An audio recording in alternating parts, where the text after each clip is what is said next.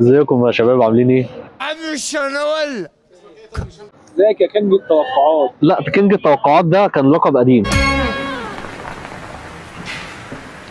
دلوقتي انا تمساح التوقعات. اي حد عايز توقع انا موجود. احنا هنضبش من قبل ما نخش بس في الجوله بتاعتنا والدوري الانجليزي، في بس حاجتين عايزين نتكلم عليهم. اخلص ولا اي حاجه.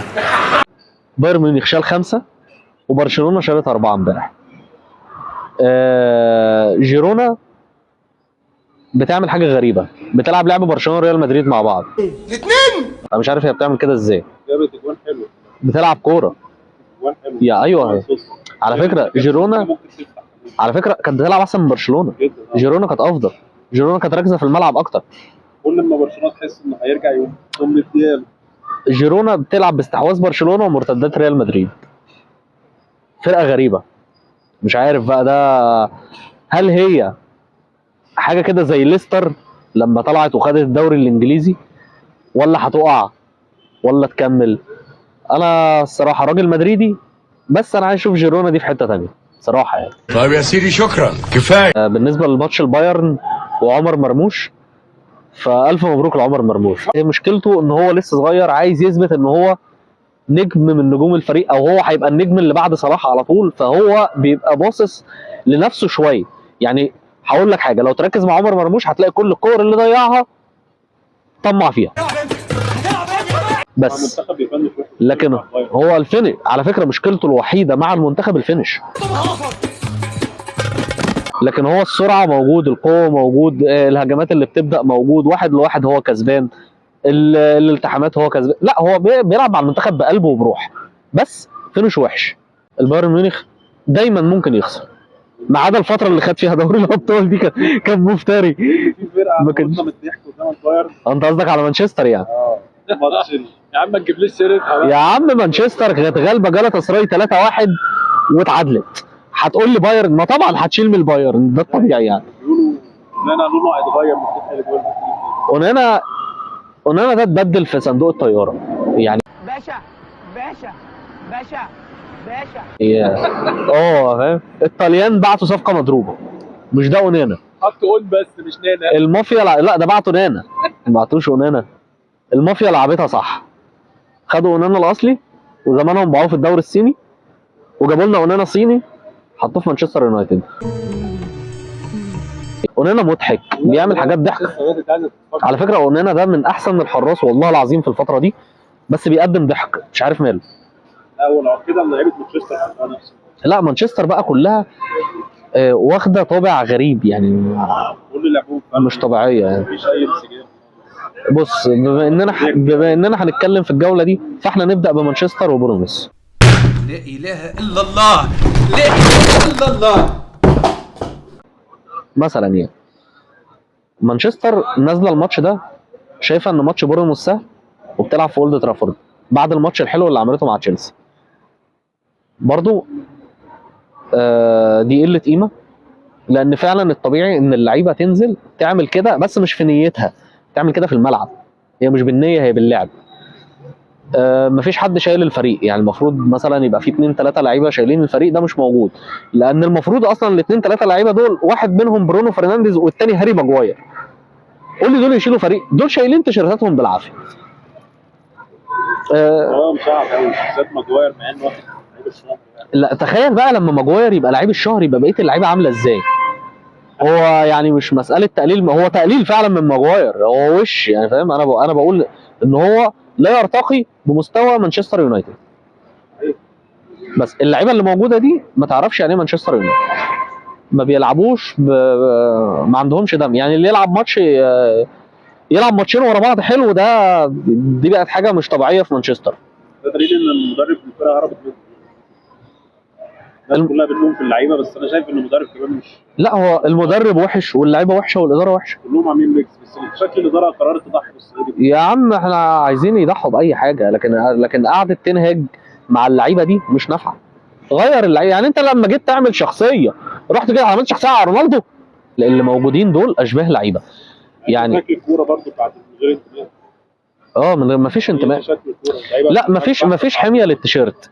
يعني حتى اللعيبه القديمه، يعني راشفورد ده انا عمري ما شفته لعب غير في مانشستر. في حياتي كلها ما شفتش راشفورد غير في لو مانشستر. راح في حته من مانشستر هيجي. مش مساله كده، المساله ان انت المفروض يعني انت شفت توتي كان بيعمل ايه مع النادي بتاعه، شفت ديل بيرو كان بيعمل ايه مع النادي بتاعه. انا قصدي بقى الانتماء ده فين؟ ده تين هاج في البلاله، الاداره مش موجوده خالص. لو انت عايز تحمل حد المشكله بتاعت مانشستر، مفيش حد بعينه يشيل، الثلاثه شايلين، لا اللعيبه بتلعب، لا المدرب مركز، لا الاداره بتساعد. بس هو ده اللي انا عايز اقوله، ان ما بقاش في شخصيه في مانشستر يونايتد. شخصيه النادي، شخصيه اللعيبه، شخصيه المدرب، كل ده ملغي، كل ده مش موجود. ده باختصار اللي حصل مع بورنموث. دي كرباج مش على ظهرهم، ده خدوا كرباج في وشهم. ان انت تتغلب على اولد ترافورد 3-0، وزي ما قال ابو تريكه اكبر عقاب لمانشستر يونايتد دلوقتي ان الجمهور يسيب الملعب ويمشي. اكبر عقاب للعيبه دي والله ان المدرجات تبقى فاضيه. لا ده المفروض بقى الماتش الجاي مفيش حد يحضر لهم. انا برضو زي ما قلنا اللايف اللي فات، انا مش عارف جابوا ال 30 نقطه منين. مفاجاه ان هم عندهم 30 نقطه. والله العظيم دول ما يستاهلوا 3 نقط، بس هم ال3 نقط بتوع ماتش تشيلسي، لان ماتش تشيلسي فعلا لعبوه حلو. مبدئيا عندك مستشفى مانشستر يونايتد للحالات المستعجله، الاداره مش عايزه تغير تاني. هو لو عايزين يغيروا تاني هاج كان زمانه اتغير من 60 سنه. انا ما اعرفش يا ست هاني، انا لو اعرف اقول على طول. بص هي الفكره ايه؟ صدفه ما يعني. تين هاج مش نافع مع اللعيبه دي، فانت تغير حد من الاثنين، يا تجيب لعيبه عندها دم مش لعيبه حريفه. يعني برونو ده مصنف ان هو من احسن اللعيبه في العالم، ده حمار اهو مش عايز يلعب، انا ما بحبوش. راشفورد هو قاعد دكه. انتوني مش تين هاج ظلمه في مركزه ده، المركز ده اتلغى من العالم كله اساسا. لا هو ده مركزه، هو عايزه يلعب ايه برونو؟ لو يرجع يلعب في مكان دي بروين، يلعب نفس الستايل بتاع دي بروين. راشفورد برونو طب ما هو بيلعب صانع العاب، هو بيلعب 10 تقليدي قوي. ما هو 10 تقليدي، وانت عايز منه ايه اكتر من كده؟ زي بتاع دي بروين، ما يعرفش يجي بوشه، ما يعرفش ما عندوش الملكه بتاعت دي بروين، ما عندوش الملكه بتاعت اللعيب اللي يرجع يقفل ويدافع. لازم يبقى في حد غيره بيدافع. هو اللعيب اللي بيستلم بظهره ده احنا تعبنا منه خلاص من ساعه ما اتفرجنا على ما هو طول عمره كده. محمد مجدي قفشه بس ده 3/4 اللعيبه دلوقتي بتستلم بظهرها، ودي نصيبه. بس هي المشكله برضو احنا هنشيل الفرقه اللعيب واحد. طب انت مانشستر يونايتد مين الفراوده بتاعتها؟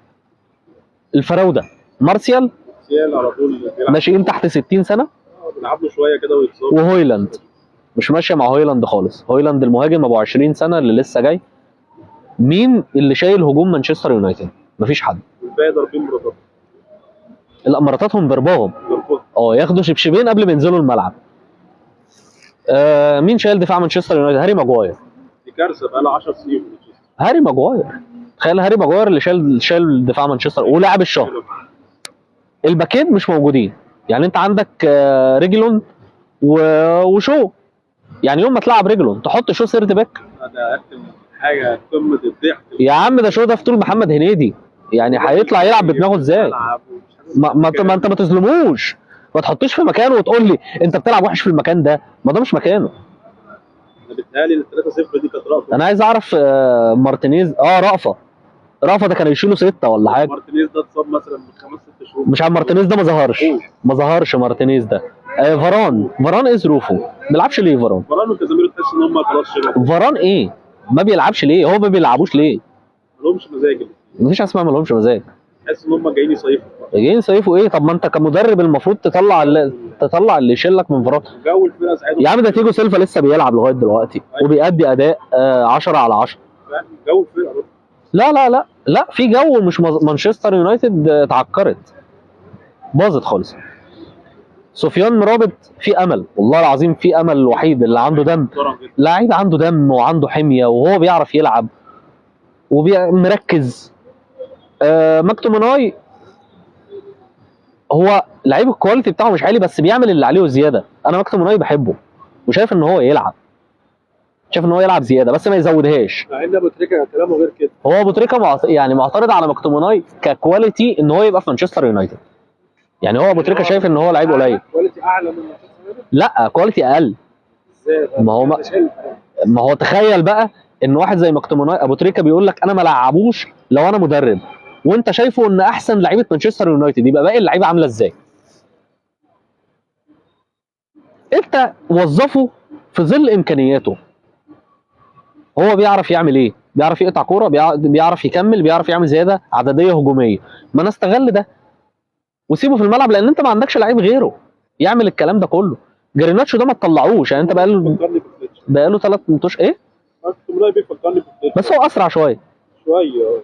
هو اسرع من فليتش، لعيب عارف امكانيات، بس بيعمل اللي عليه. بيعمل اللي عليه وبيقتل الراجل، يعني مش هو في ماتش بورنموث كان وحش قوي، مش عشان لوحده، عشان هم كلهم في الماتش ما كانوش بيلعبوا كوره.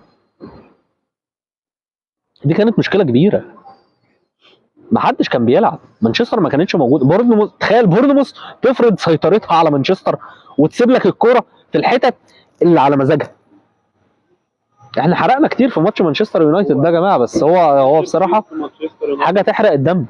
يوروبا ليج ولا هيكمل في دوري الابطال؟ ولا دوري الابطال ولا يوروبا ليج، وهيطلع رابع المجموعه. انا صح. وده تمامه. اما ما تعرفش تاخد 3 نقط من كوبنهاجن، يبقى انت مش هتعمل ايه في دوري في اليوروبا ليج. كده مانشستر هيسافر فات بدري، لانه طبعا مش هيقدر ينافس على الدوري، مستحيل. هو فين والدوري فين؟ هينافس على الدوري ازاي؟ طبعا كده هيريح فات بدري. هو ريح، مانشستر ريحت خلاص. مانشستر ريح. السيتي بدأ يفوق. انت اتفرجت على ماتش لوتون تاون عشان تقول السيتي بدأ يفوق؟ اخر ربع ساعه لا ده ماتش لوتون تاون ده بيثبت ان السيتي لسه ما فاقش. لوتون تاون فرقه شجاعه زي ما احنا قلنا. السيتي لما حب يكسب عرف يكسب في الماتش ده. لا مش لما هي كورتين ربنا وفقهم فيه. هي بس الغلطه بتاعه المدافع اللي جت في صدر الفاريز اللي كانوا بيقولوا عليها هندس. بس هي الكره دي اللي جابت له الماتش بقى 2-1. لكن غير كده هو قاعد يضغط ويهاجم بس ما بيحطش جوان. انت جريء قوي. البرشام بقى ده. وده مش الطبيعي بتاع السيتي يعني. السيتي هيعاني تاني واضح. والله لو فضل زي ما هو هيعاني. اما انت تبقى مش عارف تنزل تغلب لوتون تاون. بس بصراحه مش لوحده. الارسنال كان لوتون تاون صعب عليها، وليفربول كان صعب عليه. حاجه لما اتكلمنا عليها في اللايف اللي فات، لما قلنا احنا عايزين لعيب تاني في نص الملعب، انا كنت ناسي ان هم عندهم ماتيوس نونيز بره. ماتيوس نونيز ده ما بيلعبش.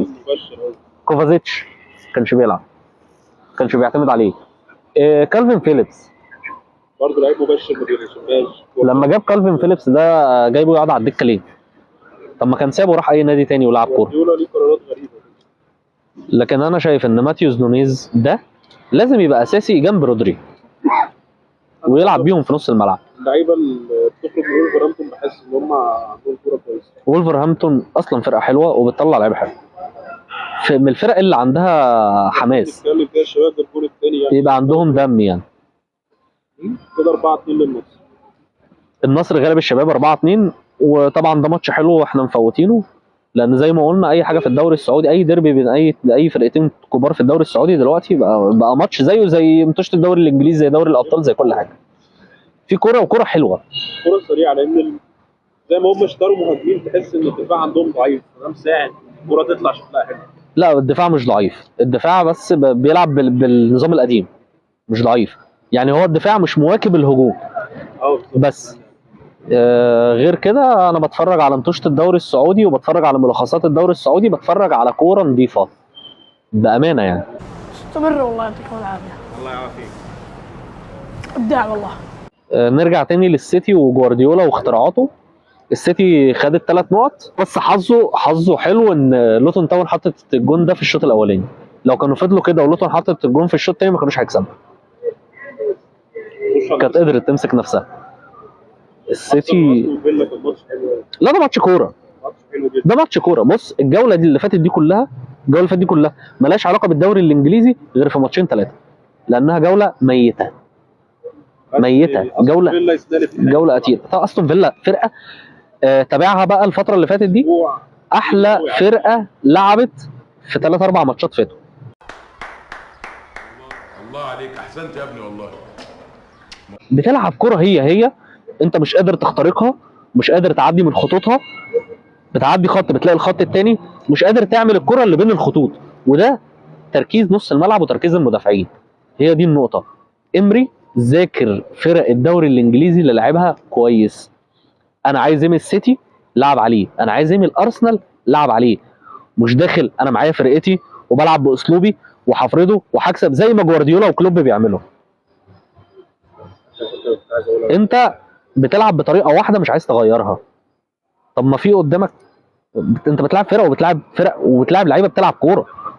حته ان هم يلعبوا السيتي وبعدين ارسنال في اسبوع واحد، يعني ان هو عنده مرونه بيبرز ان هم مش صدفه. ايوه لازم يبقى في مرونه، لازم يبقى عندك مرونه في الخطه. هي مش خطه، كلهم ما بيغيرش 4-3-3 والله غيرها، ولما حط المدافع حس ان هو متزاول قام جاي شايله، اللي هو الديفندر 6 حس ان هو متزاول قام جاي شايله وحط برده 3-8. اقسم بالله العظيم بعد ما عمل التغيير ده والله ما كانوا قادرين يبنوا الهجمه. دي حصلت برضه في ماتش ليفربول. في ماتش ليفربول اللي فات الاربع مدافعين قاعدين يلعبوا لبعض الكره، مش عارفين يطلعوا بالكره لقدام. فين خطوطك؟ اتفرج بقى على استون فيلا. ارنولد ما عندوش ملكه ان انا انزل اخد الكره وابقى انا علامه الربط بين نص الملعب الهجومي والدفاع. فان دايك وكوانسا قاعدين يلعبوا الكره لبعض عشان مش لاقيين حل. كانوا هيغلطوا اليسون مرتين، واليسون اصلا مش ناقص، هو بيغلط لوحده، يعني هو اصلا ساعات بيطلع الكره غلط، فهي مش ناقصه جلاخه يعني، فاهم؟ لا ده انت عيل قليل الادب والادب مش هينفع معاك. فانت ما تلعبليش بقى بلعيب ديفندر وبعدين تشيل. طب انت طلعت اندو ليه يا عم؟ ليه؟ لعيب بيلعب في مركزه، هو اتصاب، والله لو اندو اتصاب يبقى انت عندك حق يا عم واحنا بهايم. بس عندي نقطه ثانيه، في لعيب تاني بيلعب نص ملعب قاعد بره، انت نزلته بعد كده، كورتيس جونز. ما لعبتوش ليه؟ ما انت قبل كده جبت كورتيس جونز ولعبته 6. طب انا اقول لك حاجه، بعد ما طلع اندو انا ما شفتش سوبوسلاي، ما شفتوش. ليه؟ مش كده صاحبي؟ في صاموله اتشالت كانت بتربط الكوره، بتربط بين اندو وسوبوس، ده مش موجود. اندو كان بينزل يستلم منهم، مش موجود. بقت كل الكور طوليه لمين بقى؟ لمين؟ ايوه اتكلم عليه بالله عليك. لمين؟ هتلعب طوليه لصلاح؟ اللي هو داروين نونيز ايوه بيجري على الطرف، كانش موجود. يعني نونيز الميزه بتاعته اللي هو اجري واضغط وقفل ما كانش موجود. يعني انت كان اولى تنزل جاكبو مكان نونيز وتسيب اندو في نص الملعب، لكن ما تنزليش جوميز. ما هو برضه نسيبه يا جدعان ان اللعيب اللي نزل ده والله يا باك بلديه المحله اعلى منه يا جماعه. نونيز بص في لعيب كويس ومش ماشيه معاه، وفي لعيب ما بيعرفش يلعب خالص. نونيز مش ما بيعرفش يلعب خالص. نونيز انت ممكن تستغله وتخلي غيره يهدف عادي جدا. فيرمينيو كان فيرود بقاله كام سنه، عمرنا ما كان هو الهداف ولا كان هو المهاجم الرئيسي ولا كان هو ده، كان حلقه الربط، كان هدافينك صلاح وماني. وكان دايما في ستريتش للملعب غريب، بتلاقي ارنولد وروبرتسون على الخط بالظبط عاملين. الملعب بتاع ليفربول كان واسع، وكان عندك فينالدو وهندرسون عاملين ضغط عالي في نص الملعب. دي كانت طريقه جديده على اي فرقه، كانت ليفربول احسن فرقه بتلعب عشان ما حدش قادر عليها بالطريقه دي. تلعب في ملعب انت موسعه، الباكات مش قادره تجاري سرعه ارنولد وروبرتسون، وعندك اللي يغطيهم. ايه بقى اللي انت عامله لنا؟ ليه ليفربول ابطأ فرق الدوري في الهجمه؟ ليه الكره ما بتتبناش بسرعه؟ وخدم والطرد. هل اللعيبه ضعيفه؟ انت عندك سكواد عالي. اتفرج بقى على ليفربول قبل ما جوردن ايو يعمل النصيبه ويتطرد، ما كانش فيه. بنتكلم في النقطه دي باللعيبه. اول ما جوردن ايو اتطرد ليفربول ظهرت. ليه؟ خدت افضليه. لا بص، هو الحكم مش من الحكام اصلا، الحكم ده مش من الحكام العاليه اساسا يعني. الانذار الاولاني بتاع جوردن ايو ده اونطه ملوش لازمه. هو الحكم فعلا ايده فرطه في الانذارات شويه يعني، من حاجات بسيطه كده ويقوم جاي عامل الانذار. يعني هو الصراحه خدم ليفربول، وجوردن ايو خدم ليفربول، والرزق خدم ليفربول لان الكره خبطت ووصلت لصلاح، وصلاح شاطها وخبطت ودخلت، فهم الثلاث نقط كانوا مكتوبين للليفر عشان خاطر بس ياخد الصداره. تحس ان الليفر اكتر فريق محظوظ يعني. مش اكتر فريق محظوظ، بص هو المفروض يبقى اكتر فريق بيلعب. المفروض انت شايف المنافس بتاعك واقع، شايف اول الدوري عنده ماتش عالي زي استون فيلا كل الناس عارفه ان هو هيتكعبل فيه، اشوفك في ماتش بتلعب غير اللي احنا شفناه ده خالص. السيتي واقع والارسنال واقع، توتنهام اللي كان قريب وقع خالص، توتنهام اصلا كان واقع. طيب ماشي، ما احنا برضه ما شفناش رد فعل من ليفربول، ما شفناش ليفربول بتعمل حاجه يعني. استنى فتره الشتاء المفروض ياخد اول الدوري ده فاضل 4 جولات. المفروض يخلص النص الاولاني وهو اول على الاقل. الاصول بتقول كده يعني، فاهم؟ الكوره والعدل بيقول كده. بس يا جماعه احنا عندنا مشكله في الدوري الانجليزي مع الاختراعات بس. في ناس مدربين كتير شايفه نفسها. ما تخليك واقعي، يعني اكتر اتنين مدربين عاجبني لغايه دلوقتي امري استون فيلا، وارتيتا ارسنال. بس بس بوجلو مين وبتاع مين دي، هي بس عشان بس اللعيبه فايق. توتنهام واقعه بقالها كام ماتش. توتنهام ايه؟ لا، توتنهام سكوادها عالي بس لعيبتها مش حلوه. تشيلسي بقى نرجع، اكبر كارثه في الدوري الانجليزي ان انت تروح تعمل مطوشه حلوه وفجاه كده تاخد قفايين طق، تاخد قلمين، تاخد يد. المركز ال 90، انا مش عارف، هم تقريبا مش متصنفين. هم عشاق المرتده فيها بقالهم كام سنه. تشيلسي عندها عقم تهديفي، يعني تخيل كده واحد عنده مثلا بعد دروجبا كام؟ دروجبا ايه يا عم؟ بعد دروجبا. لا مش بتكلم في الفتره دي، في الفتره اللي احنا فيها دي. انت دلوقتي عندك فلوس رحت صرفتها كلها على نص الملعب. تخيل واحد بيلعب فانتازي راح اشترى صلاح ودي بروين وسون والمهاجمين ما جابش. ده بالظبط اللي عملته تشيلسي، راحت صرفت الفلوس في انزو وكايسيدو وما جابتش بقيه لعيبه. طب انزو وكايسيدو دول يتفكوا ب5 لعيبه حلوين، لان اصلا انزو وكايسيدو دول مش مستوى المبلغ اللي اتدفع فيه، لان هم اصلا عبء على تشيلسي. بوتشيتينو بقى بدأ الماتش اللي فات من غير تيجو سيلفا، رحيم ستيرلينج، نيكولاس جاكسون. نيكولاس جاكسون بيضيع كتير وعنده مشاكل، بس هو الفيرود بتاعك، الفيرود السريع بتاعك. نزلت بورخه ولا بروخه، ده تغيير ممكن نقبله. لكن انت بتلعب مع ايفرتون من غير تيجو سيلفا ورحيم ستيرلينج ليه؟ ما هو حاجه من الاثنين، مش عاجبينك وبتعاقبهم، يا اما انت مستقلب ايفرتون وشايف انه ماتش سهل وبتاع، وايفرتون انت بتلعبها على ارضها ولسه غالبه نيوكاسل 3-0، يبقى انت شخصيه متخلفه. والكلام ده انا قلته في الفيديو بالظبط. هو بص، نفس اللي انا قلته دلوقتي ده انا قايله في الفيديو. ده نوع من التخلف. لو انت مستقلب فرقه زي ايفرتون على ارضها حتى لو مستواها نازل، يبقى انت متخلف. لو انت ما اتفرجتش على ماتش نيوكاسل، يا جدعان المدربين اللي ما بتشتغلش تروح. لو انت مدرب عالي وعملت فتره حلوه مع توتنهام، وبصراحه عملت فرقه حلوه ووصلت نهائي دوري ابطال اوروبا، ومش عارف تشتغل مع تشيلسي، يبقى انت عندك مشكله، يا انت يا الجهاز بتاعك، يا اما انت طلعت صدفه. اللي حصل مع توتنهام ده صدفه، اللي حصل مع تين هاج في اياكس صدفه. يبقى الجيل هو اللي كان فايق، يبقى انت مالكش دور. دور المدرب هنا بوتشيتينو. انت راجل دربت توتنهام ورحت دربت باريس سان جيرمان، يعني انت مش جاي من تفاهنا العزب. انت راجل عارف يعني ايه لعيبه كبيره، عارف يعني ايه تتعامل مع نادي كبير، عارف يعني ايه اداره عاليه. ما عندكش لعيبه. الميركات الشتوي جاي، عايزين نشوف. انا ما بحبش تشيلسي بس بحب اتفرج على كوره. يعني لما تشيلسي تبقى فايقه انا بتفرج على ماتشات حلوه. يعني انا امبارح كنت بشجع السيتي عشان عايز اتفرج على منافسه في الدوري الانجليزي. انا طبعا عايز مانشستر ياخد الدوري طبعا، او محمد صلاح، مفيش غيرهم. هم دول اللي انا بشجعهم، وبعديهم الارسنال لان طول عمرها كورتها حلوه وحظها وحش. بس احنا برضه عايزين نتفرج على كوره. الاحتكار وفرقه سايده وفرقه ماسكه وفرقه بتاع، ده مش عايزينه، واصلا ما حصلش. ده انتوا كلكم فرق عرر السنه دي، مفيش حاجه بتثبت ان في حد فايق وحد نايم. الدوري السعودي بقى عالي، الدوري الانجليزي فين؟ والله العظيم كرة النصر السعودي اسرع من كرة ليفربول. اقسم بالله انا اللي بقوله ده اتحاسب عليه. اتفرج على هجمات النصر السعودي وهي بتقوم، واتفرج على هجمات ليفربول وهي بتقوم، وشوف انهي اسرع.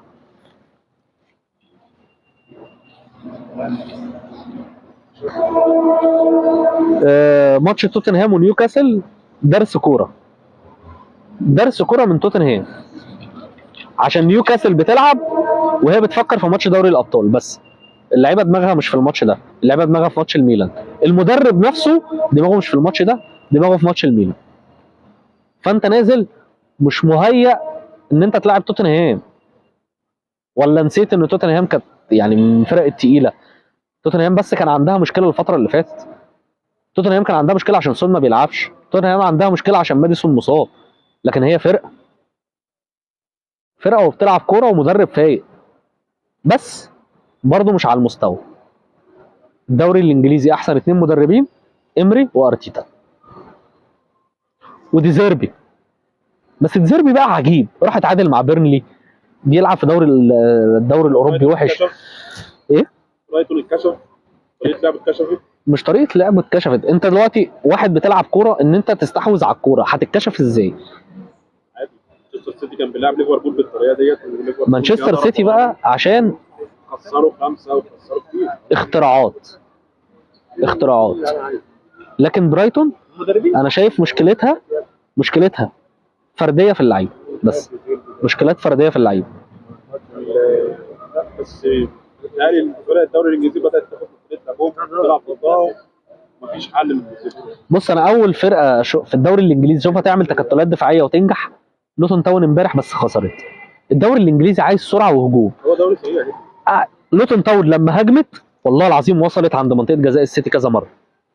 اللعيب اللي اسمه باركلي لعيب جريء، لعيب في نص الملعب جريء، قادر ياخد الكرة ويفتح مساحات، يكلفت لعيبه، يعمل كي باص، بيفتح الملعب. باركلي ده هو عنده 30 سنه، لا صغير ولا كبير، بس مستواه مش لوتون تاون.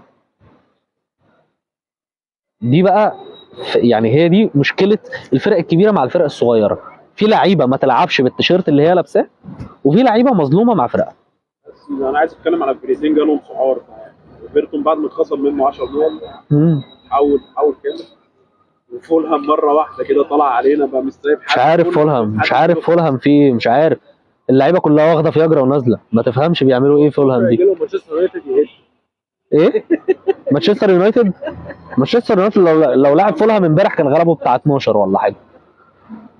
والله العظيم فرقه غريبه. الفرقه القديمه اللي احنا مانشستر يونايتد هيلاعب ليفربول، هيعمل ماتش حلو. وافكركم هي دي مشكله اللعيبه عايزه الكاميرا بس، لكن هم مش بيلعبوا بالتيشيرت.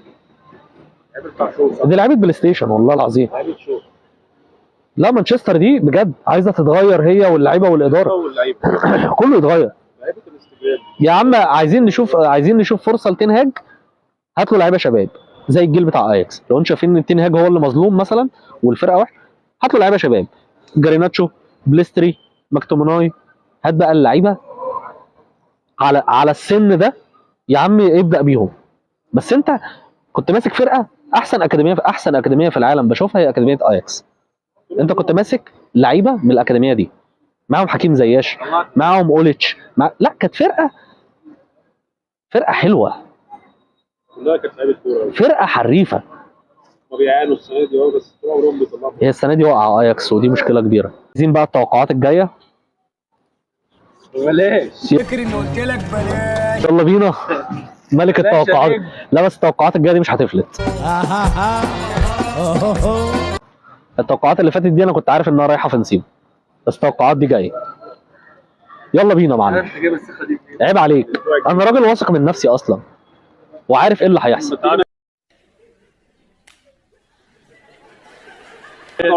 توقع يلا بينا. مين هيخلص بطل الشتاء في الدوري الانجليزي؟ ده ليفربول. مين هيخلص يا جدعان بطل الشتاء؟ انا اتوقع ليفربول. استون فيلا. ليفربول. يلا بينا. ماتش يوم الجمعه نوتنجهام هو ايه يوم الجمعه يعني هيصلوا ويلعبوا؟ مين؟ توتنهام ونوتنجهام تعادل. تبين هيبقى مرار طافح. بعد كده عندك بورنموث ولوتون يوم السبت. بورنموث كده يعني بالحب عشان ما حدش يمسك عليا التوقع ده. تشيلسي وشيفرد. تشيلسي عشان يخسروا. مان سيتي وكريستال بالاس. مان سيتي. مهم الصحة بقت في النازل. نيوكاسل وفولهام. يلا. ماتش حلو ده. يلا. ودي 5 جديده. انت بتقول فولهام وانت بتقول مين؟ جديده الفولهام. وانت بتقول مين؟ فولهام؟ انا اتوقع فولهام. انت معاك كام؟ انت معاك كام؟ واللي هناك ده كام؟ اتوقع نيوكاسل. ماشي. اتوقع النتيجه الماتش. نيوكاسل. لا نتيجه 3-1 لنيوكاسل مثلا. 5-6. بيرنلي وايفرتون. ايفرتون. انا مش عارف اتوائم مع الترابيزه دي كلها بصراحه. يوم الاحد بقى ارسنال وبرايتون. ارسنال وبرايتون. الارسنال. 50 60 70 50 60 70 80 80 5 حلو قوي بالصلاه على النبي كده. برينتفورد واستون فيلا. استون فيلا. مش محتاجه حاجه يعني. ويست هام وولفز. فين؟ ويست هام. شو وست هام. هات الحبايه من على الجمل بسرعه. ليفربول ومان يونايتد. حسبي الله ونعم الوكيل. حسبي الله ونعم الوكيل. حسبي الله ونعم الوكيل. ليفربول. اخر ماتش في الدوري ليفربول والفرقتين هيخش فيهم جوان، يعني الدفاع بتاع الاثنين وحش، واكيد ونانا هيجيب جوان. واكيد فان دايك هيعمل نصيب.